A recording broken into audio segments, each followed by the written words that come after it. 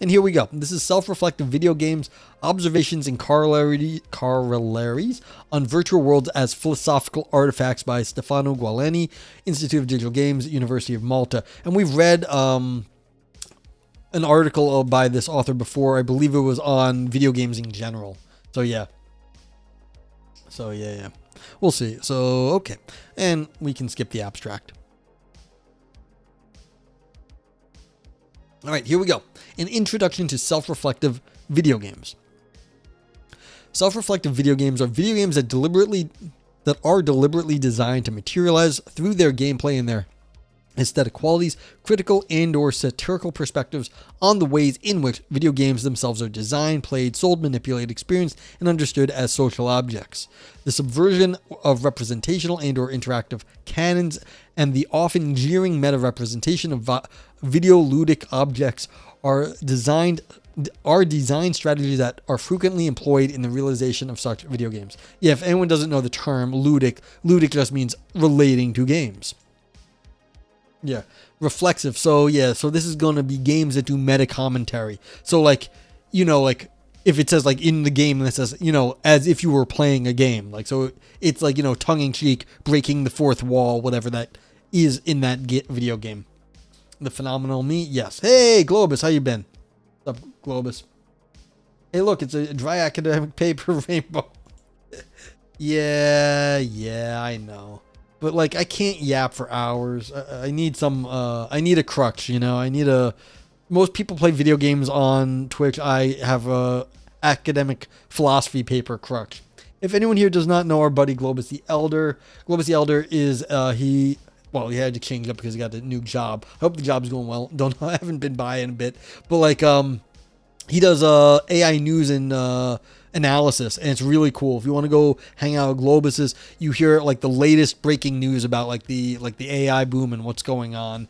Of course, everyone knows the AI is pretty cool nowadays, and you can do like lots of cool stuff. So, but if you want to hear like be able to separate the bullshit from like what's actually going on, you go hang out over there, and it's really cool. The other paper was called Philosophical Games. Okay, blah blah blah. You got a neighbor that's an anarchist, and you're a material nihilist. Yeah. Okay. Yep.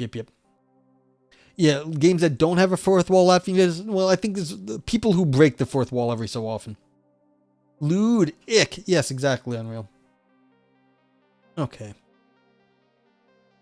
Okie doke. Self-reflective video games typically question their own general technical, interactive, and thematic conventions by intentionally provoking a sense of unease and unfamiliarity in their players and spectators. From this perspective, they can be recognized as aspiring to produce experiential effects that are conceptually comparable to those pursued by some of the currents of the philosophical and artistic movement customarily labeled modernism. The bizarre and unfamiliar aesthetics embraced by several modernists currently explicitly attempted to unsettle the observer, the reader, the spectator, the player, and to elicit them in a state of detached, suspicious inquiry. This state of mind was recognized and sought after by Dadaists, the Surrealists, and the Situationists, among others, as necessarily preconditioned for demystifying representational as well as cultural conventions and ultimately reforming society. A few particularly noteworthy examples are in the center of Bertolt Brecht's epic theater, Alexander M. Rodchenko's work of photomontage and photography, Lev Tolstoy's literary production, and the practice of surrealist play. Yeah, so I'm sure you guys like in chat will start to get the picture here. There are definitely games that will subvert what the expectations of the player, and they do it in a very explicit way to get you like not necessarily to pull you out of the game, but to make you sort of like wonder what's going on in the game. Yeah, the author is good with his contextualization and placement into a tradition. Yep. Josephine studies foundation of pathology behind his presentation of socially, culturally, including the interwoven dynamics therein. After over 20 years, as such, lol, nope, falls short as a rebuttal. Yeah, it happens.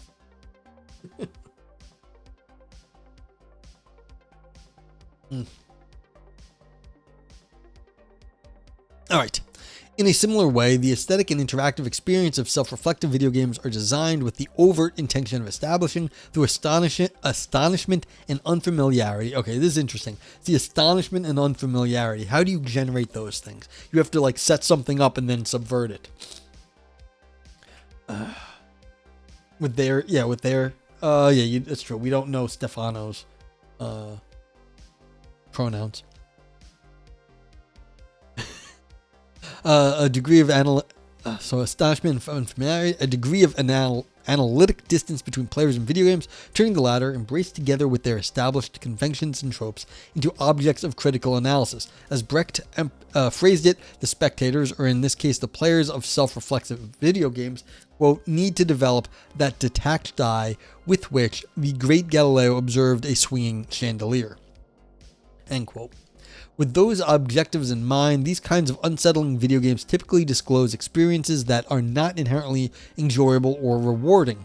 In analogy with Brecht's epic theater, their gameplay tends to be uncouth and dryly instrumental to their experiential and critical goals. Self-reflexive video games do not generally employ interactive and aesthetic techniques that try to make their players identify with the playing characters, unless with the intention of pulling that empathic rug from under the player's feet later in the gameplay.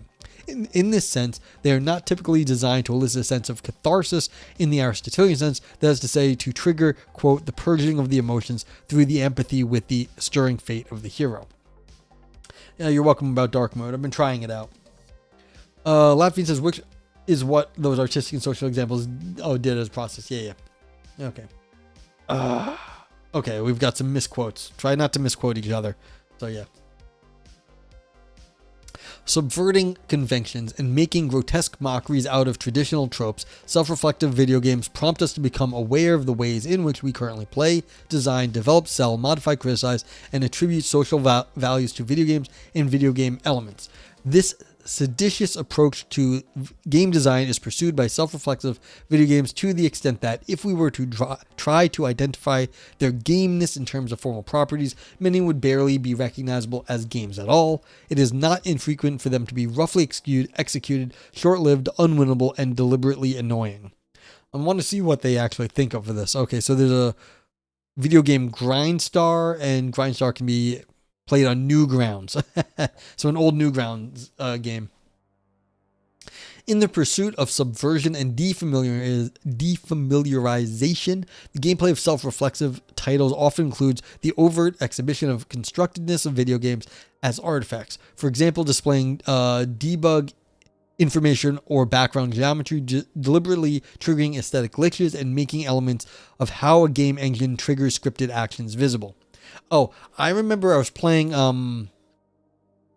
Tomb Raider, like one of the old Tomb Raiders, and there was a thing you had to like, it was like a secret, you could see it but you couldn't like get there easily. And I was playing with my dad. I was a kid. My dad loved Tomb Raider, and he was like, I can't make this jump. I'm like, yeah, you have to do this weird thing. He's like, oh, okay, you can jump that way.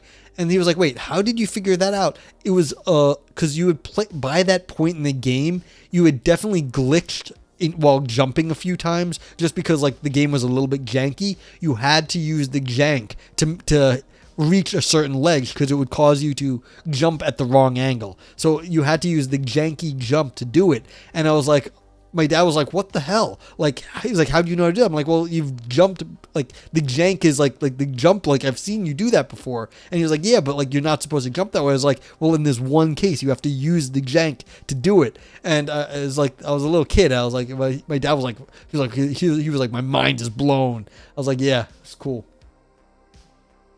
Okay. You guys are still arguing about who said what when. Latvian said, so far as this is looking to be quite good, they're not biting off more than they can chew and seem well to prepare to explain us. Yeah, so the other thing we read by this person was like an encyclopedia entry on the games. So this person knows what they're up to, like they do. You mentioned in ZeniMax is like, hey, I played those games. Cool. Okay. Instead of Excluding the artificiality and the technical setup of video games from their gameplay, removing them, keeping them only accessible to the game developers, those aspects are frequently and purposefully exposed. Particularly evident examples of this design strategy for unsettling the players are encountered in the recent video game releases, The Beginner's Guide from 2015 and The Magic Circle. So I don't know when this paper is from. Let's look really briefly when it says, oh yeah, this is from 2016. Okay, so these are games that were published the year before this paper came out. Okay, so those games in which design decisions and technical solutions are aesthetically revealed during gameplay and are openly discussed in-game by in-game characters, including the narrator, as a key feature of their gameplay. In the sense explained above, The Beginner's Guide, The Magic Circle, and Necessary Evil, discussed and analyzed in the upcoming sections in this essay, will be considered examples of games with evident self-reflective traits and objectives. Was remote evaluation behavior even a thing before the 1980s? I mean, that's hard to say. I mean, I don't know enough computer history, Dojo, to discuss that. I mean, there may have been other forms of evaluation, like via phone or other technology. I don't know, but that's a question. All right. Kids, chat, leave it alone. Doesn't matter. Okay. Necessary Evil, a self-reflective video game. Necessary Evil, all right, so we've got Linky here, is a small single-player experimental video game that was developed by Dino Dini, Marcelo Gomez Moreira, Jimenez Sanchez Sarkis, Alistair Brimble, and myself during the summer of 2013. Necessary Evil was designed with the intention of revealing to its players through its aesthetic and gameplay that the ways in which we conceptualize, design, and develop video games all rely on implicit player-centric ideology. According to this ideological framework, the virtual worlds of video games and digital simulations are typically produced and presented in ways that allow for a specific way of revealing, a way of disclosing an experience that is exclusively limited to the perspectives of the players. In current practical terms, when we approach virtual worlds as experiential and technical products of this ideology, the experience horizon that they afford can be understood as being explicitly generated around the player's perceptual and interactive possibilities.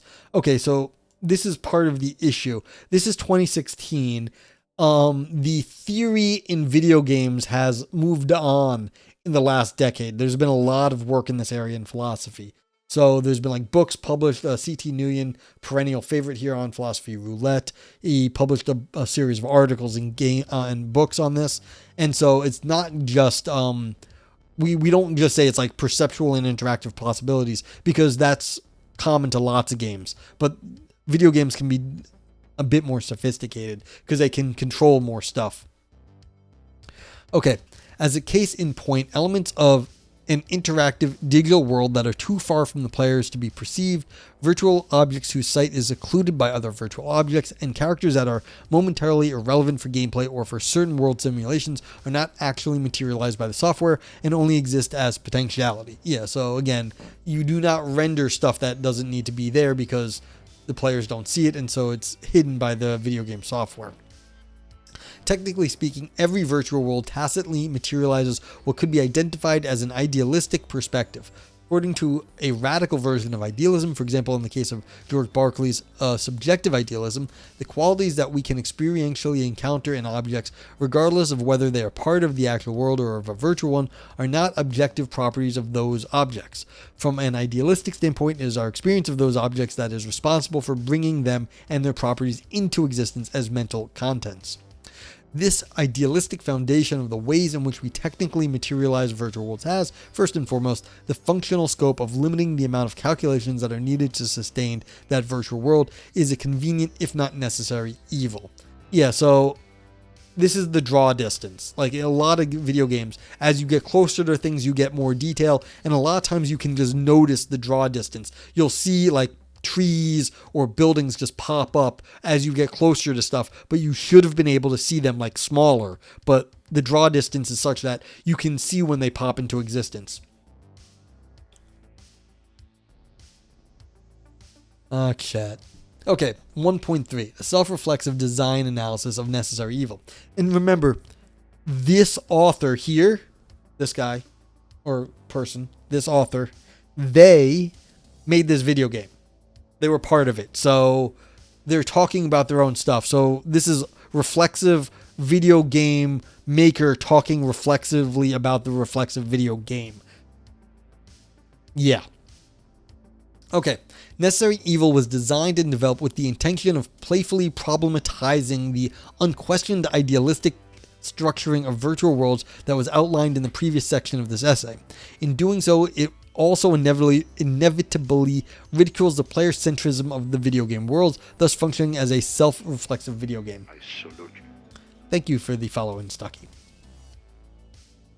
From a game design perspective, and similarly to most games that are understood as having self-reflexive qualities, Necessary Evil heavily relies on interaction norms, narrative tropes, and aesthetic conventions that are firmly established in the tradition of a particular game genre, in this specific case, the fantasy action role-playing video game genre.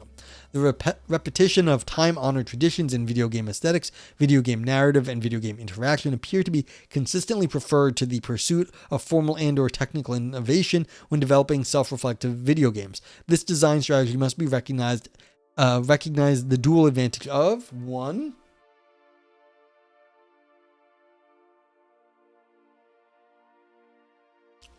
Not requiring the players to learn or to learn from scratch how to operate within the virtual world, which this self-reflexive video game discloses for its players. This advantage includes not having to familiarize with the ways in which abstract and extra-diegetic information are encoded and represented. In this way, the designers can focus on the alteration and repurposing of specific areas or elements of the game that they intend to subvert and trigger critical thought on. And 2, making the destabilized and destabilizing aspects of the game emerge with the particular evidence by way of contrast, that is to say, making in-game elements and behavior stand out as unexpected and uncanny against the backdrop of the bulk of notions and conventions that the players are considered to be already largely accustomed to.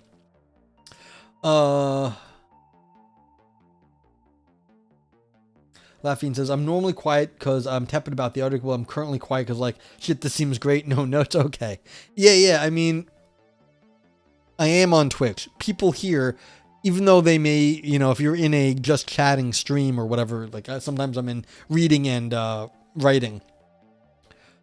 You're like, people appreciate video games on this platform. So it's like, that's the thing.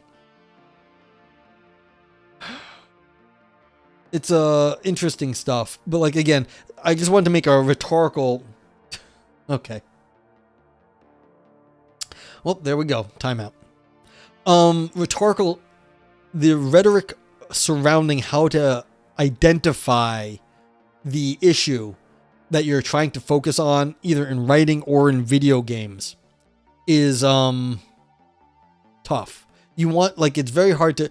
You have to set everything up so people know what exactly you're doing. And so when you're doing one of these reflexive things, you need to put even more effort into keeping everything else as people expect it, so that when you actually do make one of these weird moves, people understand that weird move for what it is. And you get this a lot in philosophy, because people, like, everything can shift in philosophy depending on what area of philosophy you're in. And so when you want to make a very specific point, you have to be very, very explicit about all the things you're not doing, and then only doing one thing to be like, okay, and this is what we're talking about. And so for philosophy that does this sort of thing, it takes a lot. You have to put a lot of effort in to exclude all the things that aren't going wrong, just so you can focus on the one thing that you say is a problem. So this author is good at what they are doing here. They're identifying it, as you say, their arguments are easy to get at, and they're not like tiptoeing around it. Okay. In order to function as a critical artifact, as already explained, the game relies on its players' familiarity with the ludo-narrative structures that the game mockingly discloses. Consequently, a large portion of the gameplay of Necessary Evil aligns to the traditional canons and functions accordingly. And yeah, this is what you have to do. Like, if you do too many moving parts all at once, then people won't understand what you're driving at. You only can have so many moving parts at any given time. On the backdrop of that conventional background, and in order to demystify the player-centric approach outlined above, the game crucially subverts a specific interaction trope. It gives the player control over a contributory character. They speak in proper Queen's English in it, yeah. But that's the point.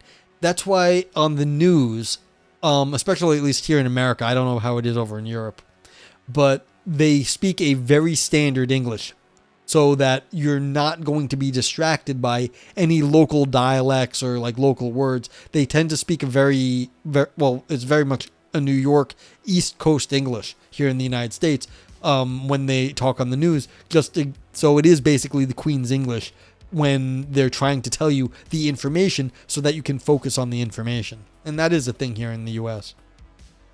Okay. In Necessary Evil, the player takes the role of a disposable minion of evil instead of the customary part of the valiant hero, a paragon of valor.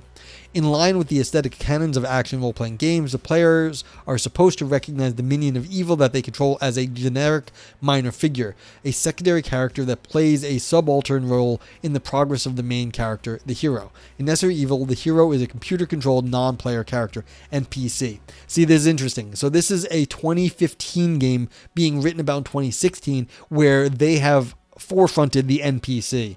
And of course, like, you guys probably know out there that NPC became a thing later on. Laughing is perhaps, I think you have pretty clear arguments while being flowery and poetic too. Sure. But here's one of the things, Latvian Jesus.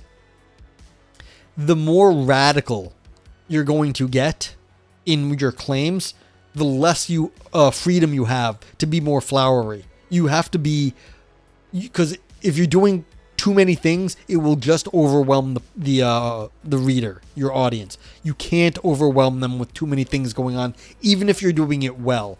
So if you're going to do something very radical in philosophy, you can't actually be overly flowery because you're just going to be doing too many things at once, too many moving pieces. Zenomux is also where the reporter accent in older films came from when it was very distinct. Yeah, that's right. So they had that, like, wasn't the hand talking like what, like that. There was like a radio voice that people would do. Yeah, I mean, it's not because it's Queen English that it's argued clearly. That's right, but it is the Queen's English because they're trying not to, because they want it as generic as possible so that the content may be communicated. Viper says that was a joke that was not lost on English. Note that I said Queen's English. Oh, I didn't even read it right. Yeah, I just went right over it. So on me, because, well, streamer brain, sorry. Okay, so yeah, so the people here are just NPCing. So the figure 1, Necessary Evil, the player's interaction with the environment are functionally pointless. The little horned minion of evil controlled by the player cannot trigger any useful interactions with the room or escape from it. So you're this little... So you're stuck in a room until someone else opens the door, and anything you do is just silly. You're just cooking and listening.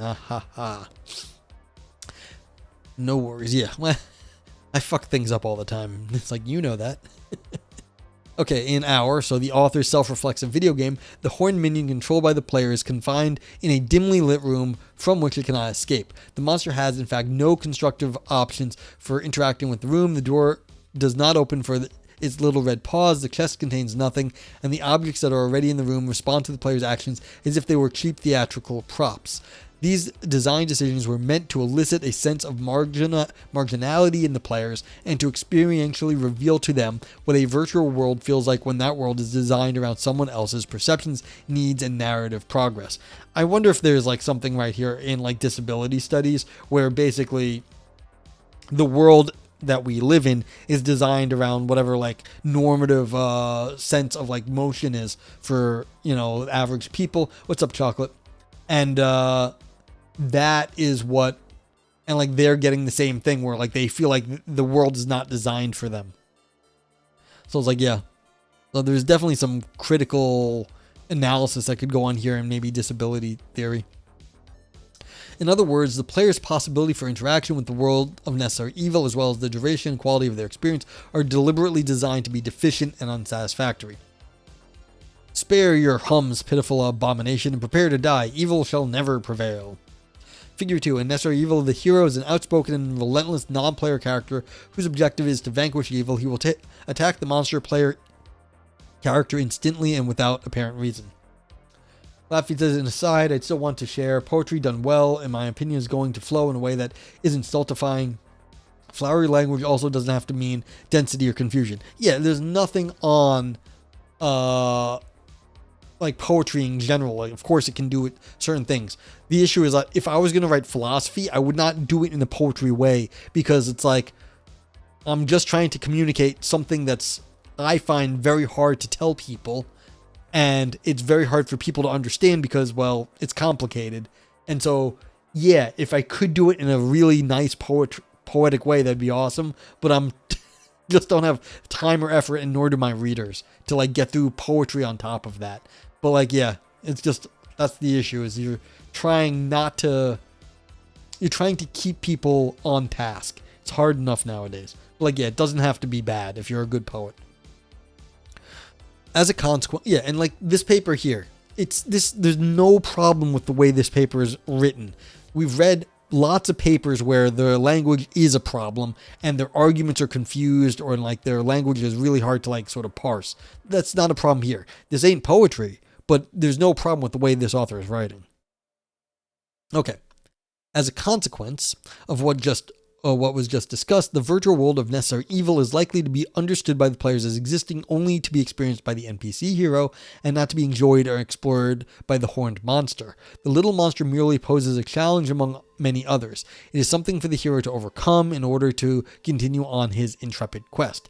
Eventually, the computer-controlled hero accidentally enters the room where the monster is trapped. As expected in these videoludic situations, a fight ensues between good and evil. After the fight, when the horned monster is finally slain, the computer-controlled hero collects a key from the chest, opens the door, and leaves the room. At that point, the room itself, its elements, and the player creature are swiftly removed from the computer's memory, which consists from the point of view of the monster, in witnessing the de-resing. What are you? This is Tron. De-resed. You're in Tron. I love that movie. You de-resolution. And disappearance of the game world. This concluding act is symmetrical to the loading process that the players experience at the beginning of the game. Both the beginning and the end of Necessary Evil try to metaphorically communicate the players the constructedness of the game as a technical artifact, the deallocation of elements, and the characters is needed to save memory and computation resources in order to efficiently materialize the rooms that are implicitly going to be visited next by the hero. Viper says, often philosophy is written from a place of insecurity where they are constantly dropping reference to prove their validity at the expense of clarity. Yeah.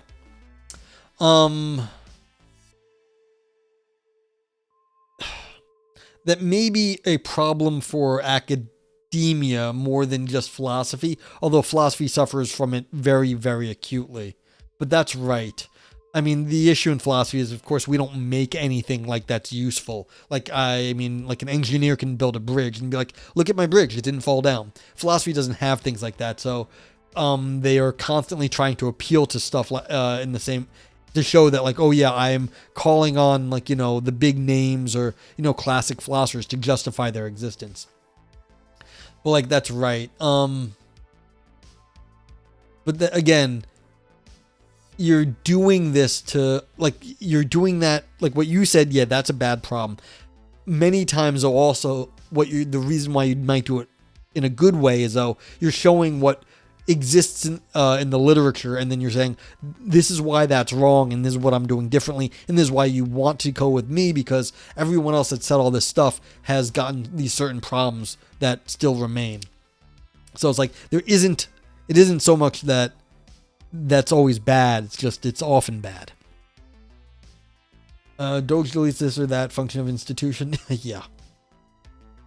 Street tacos. Alright, end of part 1. 2.1 on video games as critical tools.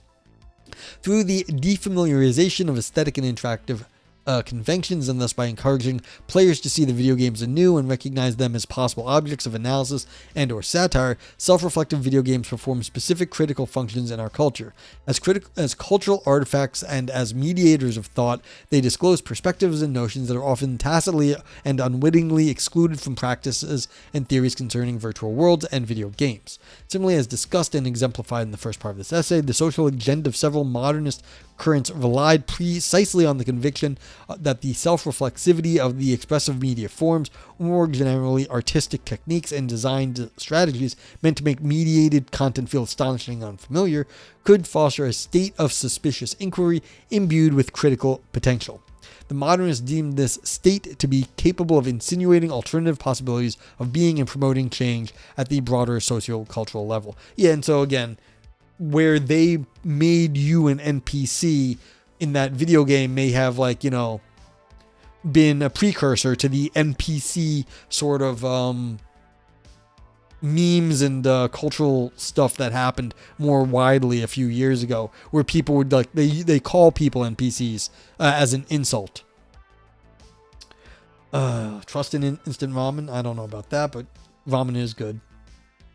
We love putting ourselves into a tradition and then fucking that tradition all the way up. Yes. Zen Monk says, I'm a big fan of front-loading all the lineage and background before defining everything. I think a lot of folks end up mixing stuff in more than they need to, which really interrupts the flow of a paper. If it works, Zenemonic. Doesn't always work. Sometimes it does. I mean, if you front-load everything, that also gives a very high bar to clear before you get to any content. So again, that's a rhetorical problem. How do you explain something to people? Do you go through all the background and then say I'm doing something different? Or what I like to do, and this doesn't always work, is I like to give an example and say, hey, look at this thing. And that gives them something to already stand on and say, okay, we're talking about this phenomenon. And then I can talk about, different other people that talked about it. But once you have the phenomenon, then you at least have something. But there's, like, I get it. There's different ways to go about stuff. Okay, the question the author is tackling in this section of the essay, however, is not whether the self-reflexivity of mediated content can effectively be understood as a factor of sociocultural change. In the specific context of game studies, in fact, the notion that virtual worlds could be embraced as interactive arguments, as academic output, and as critical artifacts has been firmly established since at least a decade ago. Depending on the origin myth one decides to embrace in that respect. Yeah, so again, video game studies basically is a 21st century, at least in philosophy, is like a 21st century thing. I'm sure there's stuff from before that, but you can see all the stuff here is from 2007 and onward. Contemporary culture already recognizes virtual worlds of video games and digital simulations as viable and often desirable alternatives to traditional media forms. This is particularly evident in contexts such as education, persuasion, and training. The question I'm asking in the second part of my essay is whether those worlds, both in their self-reflexive qualities and inherently as worlds, can be understood as philosophical artifacts. Yeah, I mean, in the last decade, there's been a lot more stuff on this. So, I mean, you'd have to agree that they should be or they would be. But this is, again, 10 years ago. I believe this question can be fruitfully asked and perhaps even answered from the standpoint according to which the central modus operandi of philosophy consists in guiding thought to rigorously reflect on the correctness and possibility of thought itself. Viper says, I mean stuff like in the wake of Heidegger, in deliberate tension with both Wittgenstein and the language games and Derrida's difference, might have called the pre-ontological closure of presence. We must, contra the naive empiricism still haunting post-Quinean naturalism, reconsider the quasi-transcendental condition under which subjectivity is always already established. Okay, fair. People can do better than that. People can do better than that. Yeah. Zenemark says, yeah, still need a hook into the intro to get let's review the history of epistemology part. Yeah. Can I explain how artifact is being used here? I think it's being used in the flat-footed way, just as a like a work of art is an artifact in the sense like it's paint on a canvas or whatever.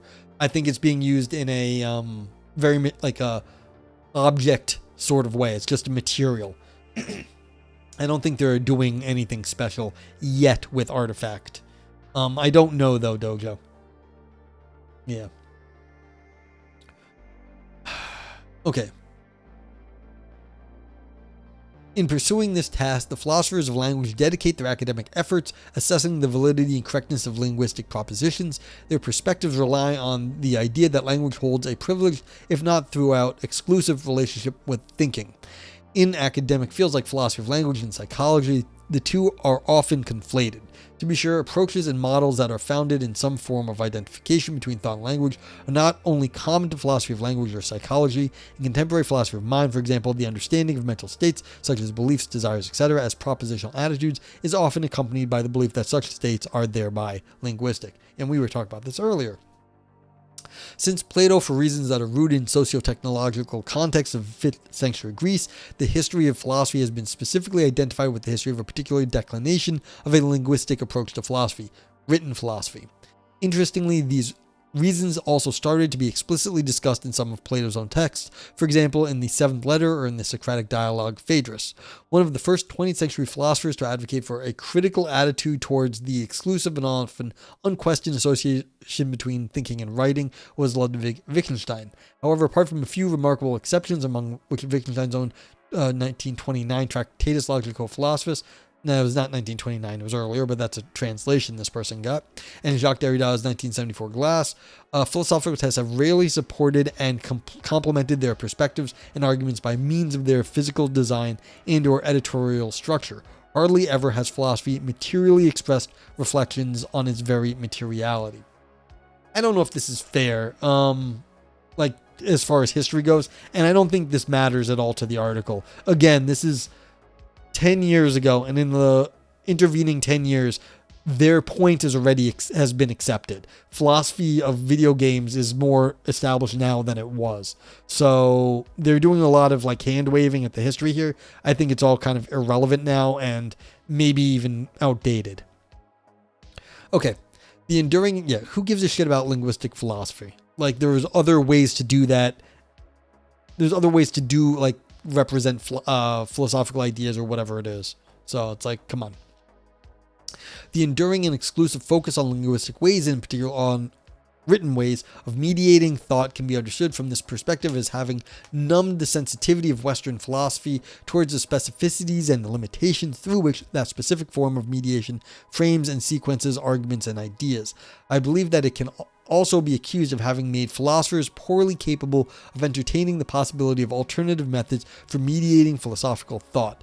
This almost complete eclipse of philosophy's critical attitude towards the medium exclusivity and the viability of alternative ways of mediating thought and thinking is what the second part of this essay tries to challenge in the age of digital media.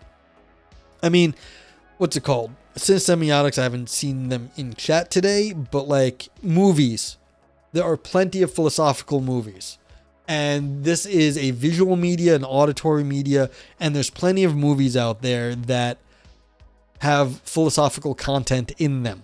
And so the idea that there's always been philosophy of film for like forever, or at least, I don't know, for 50, 60, 70, 80 years. Maybe a wee bit of padding, maybe. But like, I feel like, they're still trying to justify themselves to philosophy at large in this essay.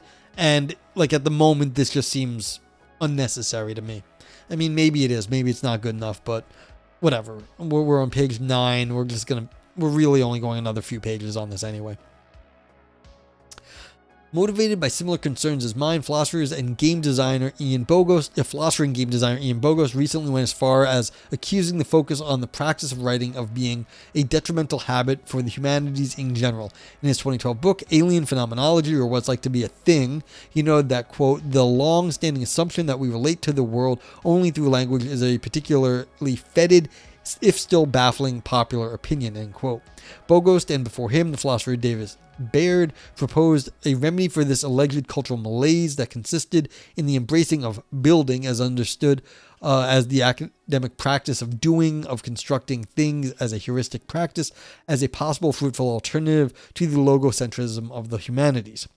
And I was saying this also with respect to the public philosophy, that there's a praxis here, a thing you can go out in the world and do, and that counts as philosophy as well. And we may be going that way because the LLMs are cutting into the linguistic nature of what we can do. Latvian says, hell, it would probably take a bunch more pages to get it, but if I recall, the author seems to say there needs to be an intention to do subversion, and I think you'd end up doing subversion very much not in the intention of the developer. Maybe. Yeah, I mean, they are writing this in a PDF. I mean, and PDFs can be very sophisticated, and weird things could happen when I get to the bottom of this paper. But like, yeah, there could be some subversion even in this PDF. Zenimax says Platonic philosophy of film critiquing the shadows of the cave wall. Yeah. So, it's the issue. Okay. The practice of constructing artifacts as a philosophical practice offers, according to the outline perspectives, an opportunity, quote, to correct the discursive and linguistic bias of the humanities. According to this view, we should be open to communicating scholarship through artifacts, whether digital or not. It implies that print is indeed ill-equipped, to deal with the entire class of knowledge that are presumably germane to humanistic inquiry.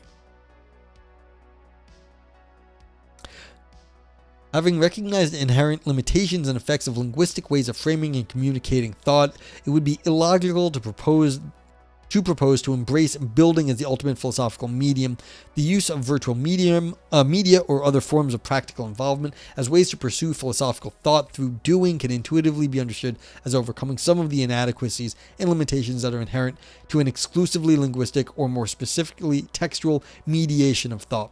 Yeah, and again, you have to go out and try stuff. That may be like discussing with people, that may be writing papers and getting feedback, but the act of getting feedback is also extra textual. It's part of like, you get an email, like things are happening there. It's not just like you're hearing, like reading text on the page. You got to go interact with people, even if it's just across the internet. Okay. It is, however, a form of overcoming that inevitably brings about new philosophical problems, limitations, and discontents. The embedding of video games and computer simulations in social practices, philosophy being one of them, might thus be best be pursued on the basis of the understanding that, as with any other forms of mediation, their virtual worlds disclose realities in specific ways, and that such ways are always inherently both revealing and concealing. And they're quoting themselves on that. New ways of establishing relationships with reality through media necessarily entail a balance between the increase in acuity of certain cognitive functions and the desensitization of others. And they're quoting Marshall McLuhan on that information theory. But like I was saying, if you're getting people to focus on one thing, you have to keep everything else kind of stable. Otherwise, it'll just overwhelm your audience and they won't know what you're trying to focus on. So this is the same everywhere. It's just with digital worlds, you are getting people to focus on a digital world, which is very different from other stuff. And so, again, that presents new opportunities and difficulties. Yeah, exactly, Bowser. In this essay, and in the larger context of my philosophical work, I do not argue that the design and experience of virtual worlds should be understood as exceptional, or even as particularly desirable forms of doing philosophy. What the author is proposing instead is that more scholarly efforts are devoted to developing both critical attitudes and sustained curiosity towards the possibility and limitations offered by our larger technological environment to philosophy. Hey, Philosophy Roulette on Twitch, hello! Yeah. To put it more practically, I'm advocating for a more flexible and inclusive approach to the mediation of philosophical thought. From this standpoint, various and heterogeneous technical and expressive forms could be employed and combined to achieve the desired representational, persuasive, experiential, communicative, reflexive, and critical effects. Their synergistic use could, I argue, potentially limit the emergence of biases relative to specific media forms and could complement and counterbalance the specific disadvantage inherent to each form. You made the best food. Congratulations. Okay. Going back to the specific point I'm trying to make, the author believes it is important to observe that the interactive virtual worlds might not be particularly suitable for presenting abstract philosophical concepts in their full I can't speak anymore, intricacy and subtlety. Similarly, traditional written discourses can be recognized as limited and particularly impartial in its unsuitability to grant the recipient of a philosophical notion or argument direct experiential engagement with the notions and points of view that it mediates or the possibility to negotiate its premises and outcomes. These last possibilities are typically offered instead by virtual media. In this sense, there are several philosophical practices and arguments that could benefit by the hybridization with media forms that, for example, rely on simulation instead or representation as a dominant mode of the organization of cultural objects. Yeah, there's been, like, you can imagine like like a VR setup where you are the person holding the like trolley switch, and like you see the people screaming for their lives, and you see the trolley coming, and you have to actually do the trolley switch or not. There's like, that's very different experience than actually than just like discussing it in theory, when you have to sit there and like hear people screaming like, help us, save us, or whatever, and you have to like do the switch. You could make that, yeah. I've had a few ideas over the years, Vipers, where to put people into certain experiences. Like, imagine you were standing next to Martin Luther King Jr. During his "I Have a Dream" speech, where you see all those people out there. You could be, look, there were people on stage. You could have been one of those people on stage next to Martin Luther King Jr. That would be a impressive ethical moment to be part of. And like, you could do that in a simulation. You could do the trolley problem in simulation. But like, there's lots of different experiential things that would be very different than just reading about it or watching it on a video. Laughing says, author makes claims, I got you. I mean, yeah, okay. Douglas says, the negative aspect of online interactions is I can't share my street tacos and margaritas. I agree. That is a negative. I could both use street tacos and margaritas. Yeah. But I mean, again, I can communicate with all y'all folks out there all over the world at the moment. And so there are certain and we can communicate. I can speak faster than you guys can probably type, but there's more of you. You could all type a lot faster in total than I could like respond to you. So like, there's very different interactions that are possible here. Yeah, exactly, Vipers. You could do it in a bunch of different ways. And, there's a bunch of variations in like the literature too. So yeah, it happens. There'd be interesting stuff that are possible. So it's like, yeah. I have no idea what you're saying there, laughing Jesus. Like, rise up. Yep. Chocolate says, I think the Joker set up something like that in Batman. Yeah. And so, but I mean, again, that is a movie. So like, yeah. The Known Dark Senate. What's up? Hey, how you doing? Do I play D&D? I do not. Yeah, with two boats. Yeah. Laughing says, fuck emo gets canceled by our quotation mark. Okay. We're all typed together. We can see as the stream is true. And then Vipers will put it in slow mode. But like, that's the whole point. You need moderation tools. Like, so there's all these things about how we can actually craft the experience on stream. I salute you. Thank you for the follow. The Known Dark Senate. Not a D&D guy. No, I'm not. Someone once tried to get me to play a role-playing game in like high school and it didn't go over well, and then I never tried again. Granted, no one asked either. Or maybe they did, and I was just like, eh. The Witcher, some of the dialogue has a short timer. Yeah, and that's part of the issue, is that those are different gameplay mechanics where by putting decisions on timers, there's they're called quick time events a lot of times. That is a certain gameplay mechanic that will force you to act in certain ways. So it's like, that's a common thing. It used to be very common. It's called QuickTime for God knows what reason back in the day.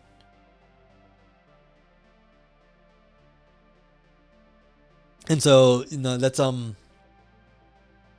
yeah, there's a lot of stuff. Laughing says, that's funny because I love D&D and very much don't do the RP part of it. Yeah. I find it a fun game to play in a meta sense. Interesting. Yeah, I never really got into that stuff. I never played like video games that were D&D-ish either. So it's like, yeah, I mean, I just play Minesweeper. But like, I played like, what's it called? Space Quest when I was a kid with my dad, and Tomb Raider. So I was like playing the action games, like the point and clicks. I didn't really do the D&Ds. Played a shit ton of Diablo 2 back in the day, which is a little bit closer, I think, but that's more of like a loot game. Real in the end. It's like loot and like strategy. Okay, we could, for instance, utilize virtual worlds in combination with textual explanations in philosophical context when detailed representations of spatial context are particularly salient to the point of being made, or when the materialization of a specific situation is called for. For example, in the case of thought experiments or the simulation of speculative ethical scenarios. Yeah, this is exactly it. This is not only me. Latvian says, granted, I also have had DMs that are very good at curating a campaign for players that is always trying to loophole a metagame. Yep. Chalk says, Geralt gets roped into ethics and politics when he is supposedly just a monster hunter. Yeah, well, that's what makes the story fun, is that he's not just going out and killing things. He's doing other stuff. I mean, people try to use him. I saw, what was it, the first season on Netflix. He's always trying to just like leave me alone. I just want to do like stuff, and people always trying to involve him in things. Virtual media could be phenomenologically and rhetorically advantageous when the recipients of a certain philosophical notion or perspective are expected to objectively test and evaluate different possible courses of action, or are confronted with interrogatives concerning non-actual or non-human phenomenologies, etc. For a more detailed and thorough discussion on the philosophical relevance of embracing the design and the experience of virtual worlds, please refer to chapters 4, 5, and 6 of my 2015 book, Virtual Worlds and Philosophical Tools. Yeah, so you can imagine that like you can play a monster or something in, say, Dead by Daylight nowadays, and that gives you different abilities and speeds and whatever that the human players do not have. And so when you have those extra abilities, you get to act in a different way than they do. And so you have non-human phenomenologies. You have like senses that the normal humans don't have. Like you can sense where the people are, and like you can give that through like an overlay. And this is done, of course, a million different ways in video games. You can do it like magic, like you're like a monster in one of those games. But of course, you can do like a cyberpunk style, like you've got a virtual augmented reality setup in like a cyberpunk style game. Or F-bomb. Yeah, that's usually... Yeah. That's Geralt. Okay. So, in Necessary Evil, as a case in point, the philosophical arguments of the game are not only offered to the player in a form of interactive experience, but also summarized textually in the pages of a simulated book that can be counted in the game world. Okay, so the little book that you might get with an old style video game in a box is actually inside the world there. That's funny. So figure 3, the argument brought forward by Necessary Evil can be interactively experienced in the virtual world that the game discloses, but also can be accessed in textual form. One of the books in the grubby library that furnishes the room contains a written summary of its key philosophical propositions. Yeah, so they can embed their own manual within the game, which is sort of, again, fourth wall breaking. Not unlike video games and virtual experiences that are designed with social purposes, such as education and training, our self-reflective video game pursues its socio-cultural objectives via a number of communication modalities: linguistically via text and speech, aesthetically through visual, oral, and tactile rhetorical means of persuasion, and interactively asking the player to evaluate their agency and their opinions in certain contexts, reinforcing and rewarding specific courses of action over others, etc. Concluding remarks. Following a reflection on self-reflexivity in video games, this essay advocates for a less intransigent approach to the articulation, the manipulation, and diffusion of philosophical ideas, notions, and hypotheses.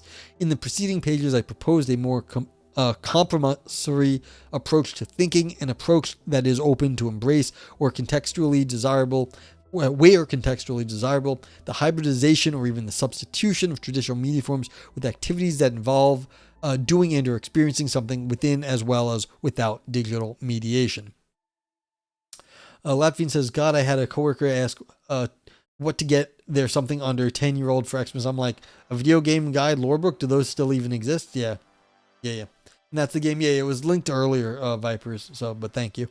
No, not I didn't link it earlier. It was in the PDF earlier, which I should have thought to link.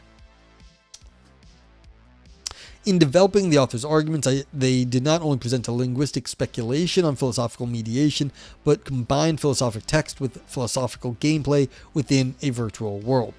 I would like to conclude with the observation that the framing Communicating and problematizing a philosophical thought through virtual worlds will constitute for 21st century philosophers a challenge that goes beyond problematizing the exclusive use of written discourse. Philosophizing with and through virtual worlds will not simply consist in reframing and reformulating classical philosophical questions and perspectives, but already led to the inevitable emerging of new ways of thinking as well as new philosophical interrogatives. Such questions are often only possible to be articulated as and or within virtual worlds and often reflect their very digital mediation. I am referring to, for example, to philosophical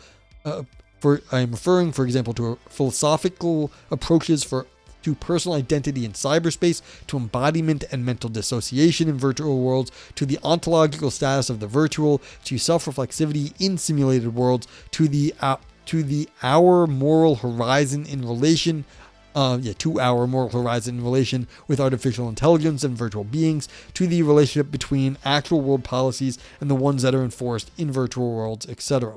It is from this standpoint that I argue that virtual worlds need to be understood, studied, and used as the context in which a new humanism has already begun to arise.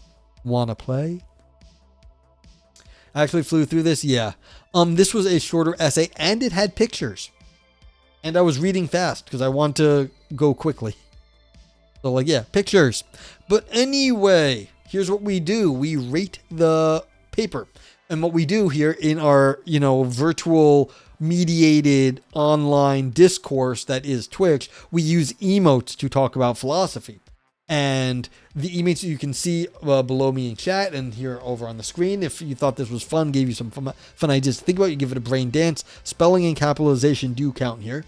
Nog Scream for existential artistic drama. Nog Oro, the Ouroboros for deeper ancient ideas. Nog Knife for slicing and dicing arguments.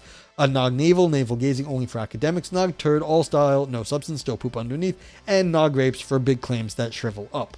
You can also use the global vote yay and vote nay of Twitch, or my vote meh. Note anything in the green makes an overall score I calculate go up, anything in the red make it goes down, and the vote meh makes everything go towards the middle. Chocolate says, I wonder if there's a generalized strategy, maybe just create Art of War by Sun Tzu.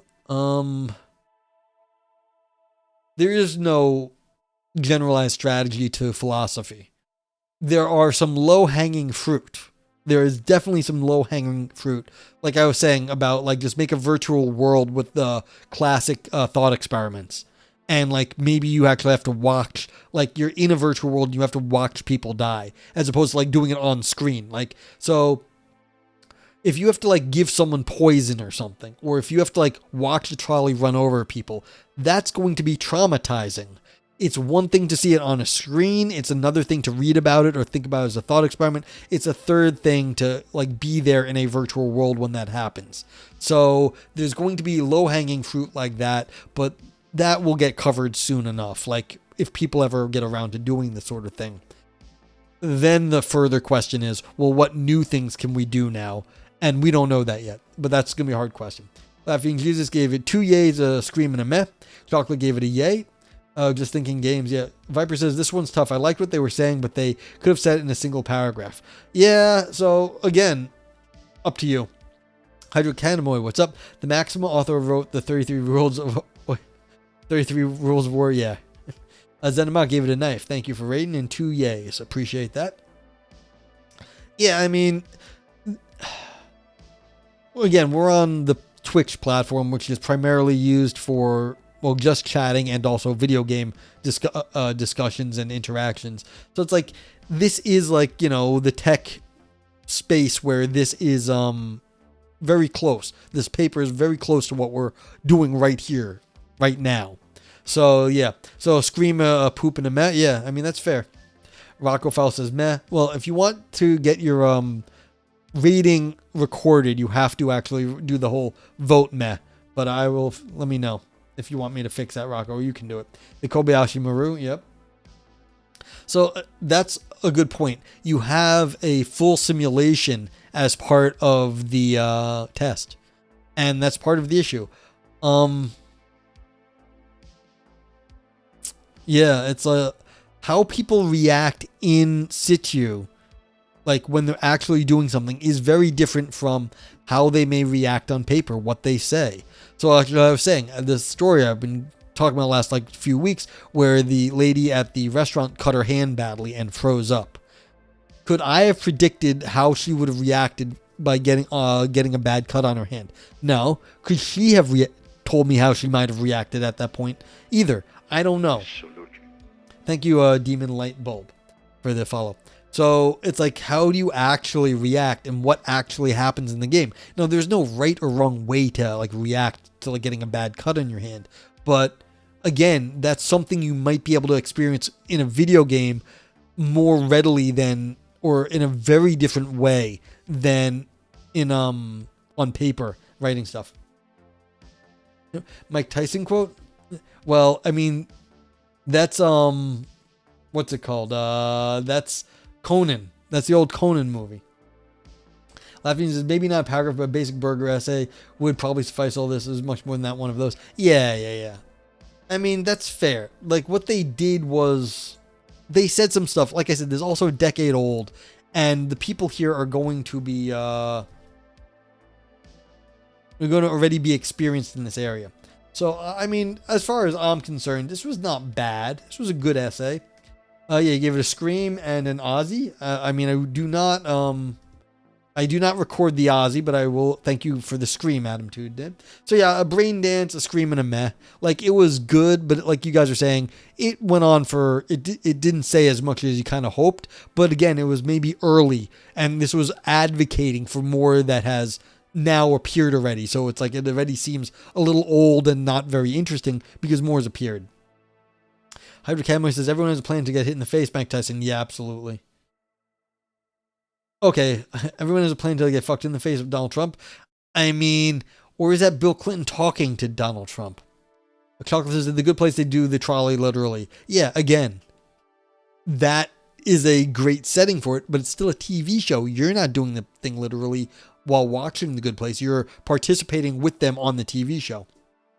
Laffy says, it set what it set out to do, just a wee bit of fluff, hardly a killer. Exactly. This is not a bad paper. It's a fine paper. I mean, I feel like I should give it a, I'm going to give it another Nog Scream.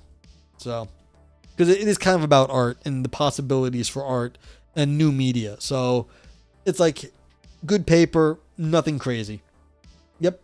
Okay, if anyone else wants to get their rating in, if you're in chat, you're welcome to get your rating in. I don't know if you've been here or not, whatever. If you want to get your rating in, now's the time. 60 seconds left, and then I'll go find somewhere to drop you off.